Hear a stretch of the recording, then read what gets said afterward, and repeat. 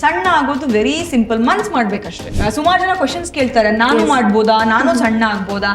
ಖಂಡಿತವಾಗ್ಲೂ ಮನಸ್ ಮಾಡಿದ್ರೆ ಅವಾಗಿನ ಕಾಲದಲ್ಲಿ ತಪಸ್ ಮಾಡಿ ದೇವ್ರನ್ನೇ ಕೆಳಗ್ ಕರೆಸಿ ವರ ತಗೋತಿದ್ರು. ಏನೇನೇನೇನೋ ಪ್ರಯತ್ನ ಮಾಡ್ತೀವಿ ನಾವು ಮನೆಯಲ್ಲಿ ಸಣ್ಣ ಆಗೋದಿಕ್ಕೆ. ಬೆಳಿಗ್ಗೆ ಹೊತ್ತು ಬಿಸಿನೀರಿಗೆ ನಿಂಬೆಹಣ್ಣು ಹಾಕೊಂಡು ಕುಡಿತೀವಿ ಅಂಡ್ ಹನಿನ ಸೇರಿಸ್ಕೊಂಡು ಕುಡಿತೀವಿ.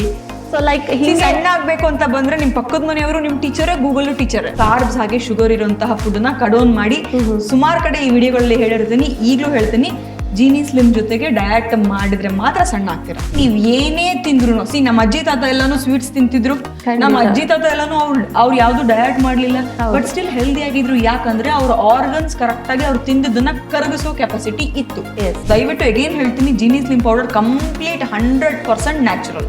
ಯಾವ್ದೇ ರೀತಿ ಸೈಡ್ ಎಫೆಕ್ಟ್ಸ್ ಇಲ್ಲ, ಕೆಮಿಕಲ್ಸ್ ಇಲ್ಲ, ಅಂಡ್ ಯೂಸ್ ಮಾಡಿ ಸಣ್ಣ ಆಗಿಲ್ಲ ಅಂತ ಹೇಳಿದ್ರೆ ಆಗ್ಲೇ ಹೇಳ್ದಂಗೆ ಕಾರ್ಬ್ಸ್ ಆಗಿ ಶುಗರ್ ಇರೋ ಫುಡ್ ನ ಬಿಡ್ಬೇಕು. ಬೇಸಿಕ್ ಡಯಟ್ ಅನ್ನ ನೀವು ಫಾಲೋ ಮಾಡಿ ಜೀನಿ ಸ್ಲಿಮ್ ನ ಯೂಸ್ ಮಾಡೋದ್ರಿಂದ 100% ಸಣ್ಣ ಆಗ್ತೀರಾ.